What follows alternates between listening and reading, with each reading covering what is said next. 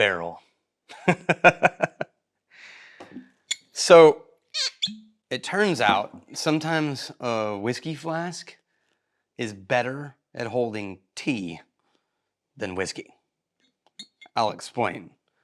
So I did a lot of touring, about 20 years of it if you add it all together. And it wasn't all, tour buses. It was very rarely tour buses. Usually it was vans or, vehicles of trailers. And then there were whole tours where I was by myself and I just got whatever vehicle had the best gas mileage. And I did a bunch of solo tours and, clubs and bars. And there's a thing about touring by yourself, which is you have to there's no one really there to keep an eye on you and to have your back and to watch out for the warning signs of things becoming a problem or things being a crutch. And honestly, there's no one to have your back when you're sort of stuck in a room hanging out with people and you've reached your limit and there's no one to sort of like rescue you or to step in and hold the weight of the conversation or carry the weight of the energy on the stage. And so solo tours, ask any of your solo touring musician friends, can be just really draining, especially for an introvert. And so you start finding crutches, something to lean on, something to prop you up. And when you play a lot of bars, it's very easy for one of those things to become whiskey. And that was what I was known for. I started out as a Jameson drinker when I got into whiskey, and I was, I played enough clubs regularly enough that they knew I liked Jameson. They always had some for me. And that was before I started getting into Scotch. And that can be a problem. And so when you're known with this whole persona of like, I'm on stage, I'm going to have a glass of whiskey, I'm going to be playing guitar, I'm going to sip on whiskey in between, and you sort of have a social coping mechanism of always going like this just to have something to do with your hands, that can become a problem. And not just dependency. Even if you're not an alcoholic or have alcoholic tendencies, just always doing this and ending every night, not okay. That's a short timer's game, not a long timer's game. And so I came up with this trick, which was I would take iced tea and I would fill a flask with iced tea. And anywhere I could get it, a hotel I was at or a restaurant. And you always tell the bar owner, hey, I'm going to be pouring a flask on stage. It's not whiskey, don't worry about it, because they don't like it when you bring your own alcohol into a bar and start pouring from a flask on stage. So I would get a glass from the bar, it would be empty, and I'd set it on the stage, and at the beginning of the show, I'd pour a whiskey out of a flask into the glass, except it wasn't whiskey. It was tea, which turns out looks a lot like whiskey. I mean, it looks more like bourbon than this, but we're going to get to this in a second.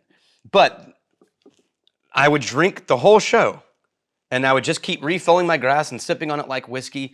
And what I discovered was that it saved me in a lot of ways. But first, let's talk about the whiskey. So, Barrell Seagrass. This is one that Dane I'm trying to read his name. I wrote it down. Dane Vandermenden. This is going to be a gift from him. Now, it looks half empty because we used it in one of the Psalm classes, but it was full. So thanks, Dane, for helping support one of the Psalm classes. Barrell is a company that I really love in Kentucky because they're blending. And I think blending is one of the great futures of American whiskey that, like, the Scots understand that blending is a golden art form, and the Americans are just starting to learn. And I don't mean the makers. The makers have always known because every whiskey in a bottle is a blend of some sort of barrels from, one distillery at minimum. But the consumers in America are starting to understand blending more. And that leaves room for people like Barrell to create really magical things and it not be looked on as some kind of shortcut or cheap shot, right? And so this is rye whiskey finished in Martinique rum, which is, Martinique rum is agricole rum, which basically just means a lot of rum makers use the byproduct of rum, which is molasses or spent sugar cane, or basically you take sugar cane, you press it, and you get the cane juice, and then in the byproduct of that manufacturing, you end up with these secondary things that nobody wants. Rum makers will sometimes use those. Agricole rum means you use the sugar cane, not the byproduct of the process. And because of that, you get way more earth and almost funky rum, right? Meaty and more esters and all of this other stuff. So it's like a rum drinker's rum. And then Madeira, the fortified wine, and apricot brandy barrels. So, a fruit brandy. And so that's 3 different kinds of dessert, I would argue. I mean, maybe rum wouldn't be dessert, but for me it is because it's really sweet. Kind of dessert finishes on a rye.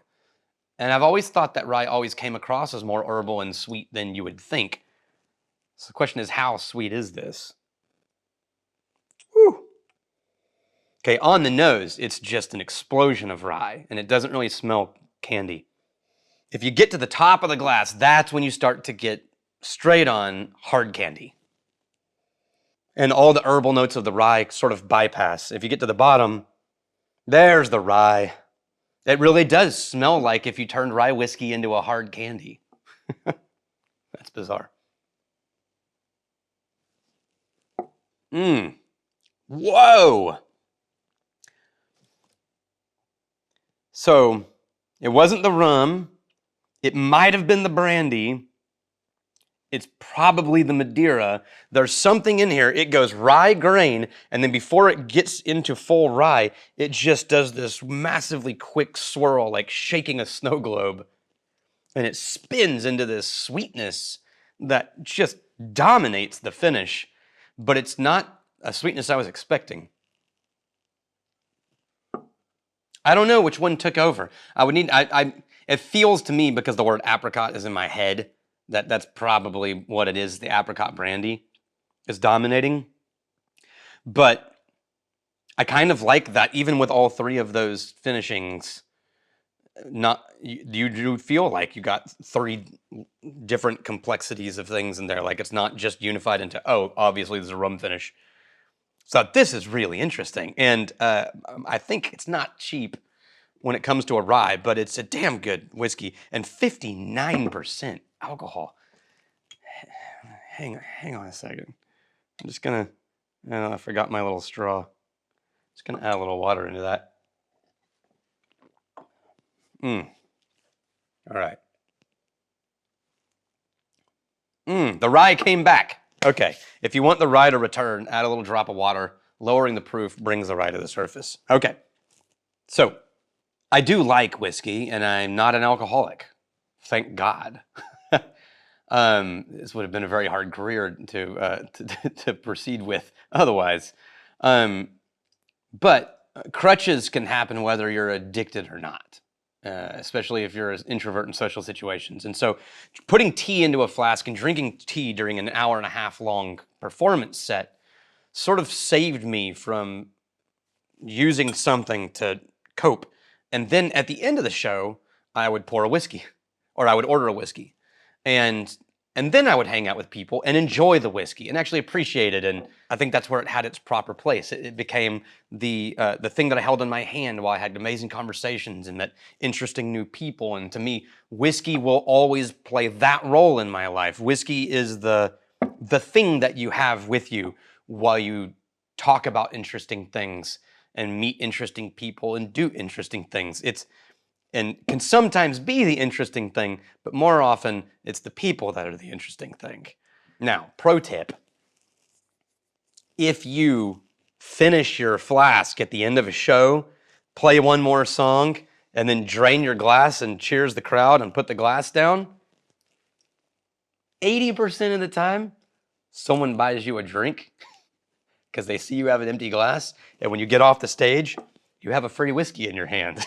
So that little trick of me drinking iced tea through my whole show and then polishing off the flask at the end led to more free whiskeys in my hand than anything I'd ever done in my life. So it's also good for that. So cheers to you all. Thank you for hanging out with me. I'm really glad you're here.